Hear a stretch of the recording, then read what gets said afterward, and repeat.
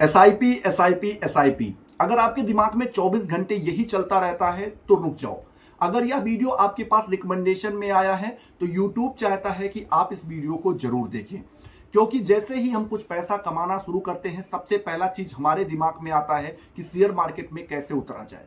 और जब इसके बारे में हम थोड़ा बहुत रिसर्च करते हैं तो हमें पता चलता है शेयर मार्केट में उतरने का सबसे आसान तरीका है एसआईपी। एसआईपी में हमें कुछ ही पैसे कुछ समय तक के लिए इन्वेस्ट करने होते हैं और ये हमें करोड़पति बना देता है, लेकिन ये पूरी सच्चाई नहीं है।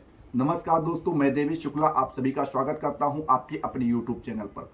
एसआईपी एक ऐसा चीज है जिसमें आप कुछ ही पैसे कुछ समय के लिए इन्वेस्ट करते हैं और आप करोड़पति बन जाते हैं, लेकिन अगर आपको सही प्रोसेस पता है तो।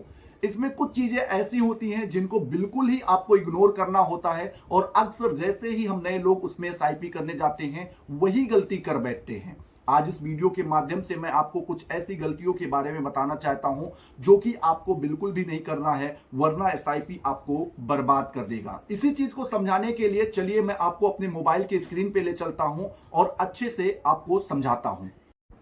चलिए उसी चीज़ को समझाने के लिए मैं अपने मोबाइल के स्क्रीन पे आप सभी को लेकर के आ गया हूं। यहाँ पर जैसे ही हम अपना पैसा एसआईपी में इन्वेस्ट करना चाहते हैं, सबसे पहला प्रश्न आता है कौन से फंड के ऊपर अपना पैसा इन्वेस्ट करना चाहिए और जिससे हमें ज़्यादा प्रॉफिट मिल सके। ज़्यादा प्रॉफिट के चक्कर में हम कुछ हाई रिटर्न्स कंपनीज होती हैं उनके ऊपर अपना पैसा लगा देते हैं। तो क्या उनमें लगाना सही बात है? जैसे कुछ कंपनीज यहाँ पे 3 ईयर्स में अगर पिछले 3 साल में देखा जाए 46, 46, 38, 34, 33, 32 कुछ परसेंटेज ऐसे यहाँ पे देखो ये हाई रिटर्न्स दे रहे हैं, तो क्या इनके ऊपर पैसा लगाना अच्छा होगा? तो मैं सबसे पहले, क्योंकि मैं पैसा यहाँ पे 3 साल या 5 साल के लिए लगाने वाला हूँ नहीं, 30 से 35 साल के लिए लगाने वाला हूँ, तो 3 साल का रिटर्न हमें देखने का क्या ही फायदा है। मैं इसके ईयर्स को बढ़ा देता हूँ। जैसे ही ये 5 ईयर्स होता है कुछ कंपनीज के डाटा ही नहीं मिलते हैं हमको। क्यों नहीं मिलते हैं? क्योंकि ये अभी नई कंपनीज हैं और जो हमें 30, 32, 34 दिखा रही थी वो 17, 24, 25, 27% पे चली गई। ऐसे ही जैसे आप और पिछले ईयर्स में जाएंगे कुछ कंपनीज ऐसे फिर गायब हो जाएंगी। तो 30 से 35 साल के लिए अगर लॉन्ग टर्म के लिए आप पैसा इन्वेस्ट करना चाहते हैं तो जरूरी नहीं कि कोई भी फंड, जैसे मैं कुछ जगह पे अगर कंपनी यूज कर लूं तो उसका मतलब फंड ही है, कंपनी वर्ड की जगह पे फंड ही आप मान के चाहिए। जरूरी नहीं उस फंड ने लगातार आपको प्रॉफिट देना है। ठीक है, क्या होता है कि हम इसी चीज को जल्दबाजी में देखते हुए अपना पैसा लगा देते हैं। सबसे पहली गलती, हमें उस कंपनी यानी उस फंड का इतिहास चेक करना है, उसकी हिस्ट्री को चेक करना है, उसके बाद अपने पैसे को इन्वेस्ट करना है। दूसरी चीज, अगर आपको नहीं पता है तो आप अपने पैसे का कम से कम 20 to 30% गोल्ड एंड सिल्वर्स के फंड में लगाइए। गोल्ड और सिल्वर के फंड्स कौन कौन से हैं? ऐसा नहीं कि एक ही फंड है, इसमें भी बहुत सारे। सर जितनी भी कंपनीज हैं, जितने भी बैंक हैं, सब ने अपना अपना जो है इसमें फंड निकाल रखा है।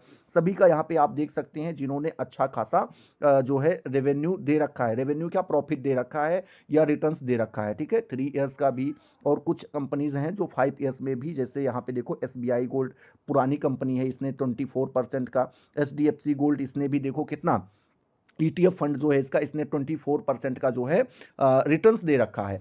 तो क्या करना है कि हमें ऐसी कंपनीज में जैसे ही हम पैसा लगाना चाहते हैं अपना 20 to 30%, 20 से 30% का जो पैसा है, 20 to 30% जो पैसा है हमारा, 20 से 30% का जो पैसा है उसको हमें गोल्ड और सिल्वर पे लगाना है।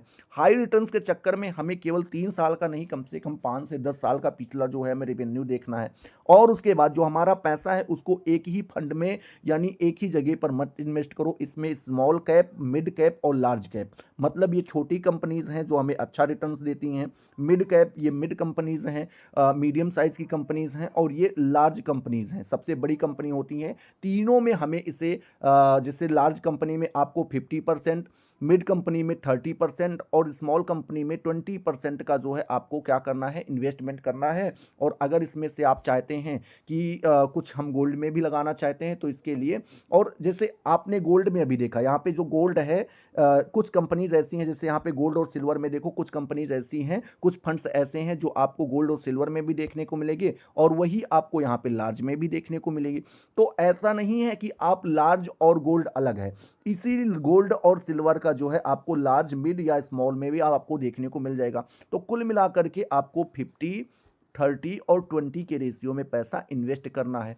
और कंपनी का इतिहास जानना बहुत ज़रूरी है। ये भी सोचो कि इसका भविष्य में जो आने वाला समय है उसमें इसकी डिमांड है, ये चलेगा कि नहीं चलेगा। जो भी फंड है उसने कितनी कंपनी के ऊपर पैसा लगा रखा है, उसमें से कितनी कंपनीज़ हैं जो भविष्य में चल सकती हैं, कौन सी ऐसी कंपनी है जो फ्लॉप हो सकती हैं। बिना जानकारी किए, बिना सब कुछ जाने एसआईपी बिल्कुल भी मत करिएगा, नहीं तो आपका पैसा बर्बाद हो जाएगा। बाकी वीडियो अगर आपको इन्फॉर्मेटिव लगी है तो लाइक करो और अपने दोस्तों के साथ शेयर करो। मिलते हैं अगले वीडियो में नए जोश नए टॉपिक के साथ। तब तक के लिए जय हिंद, जय भारत।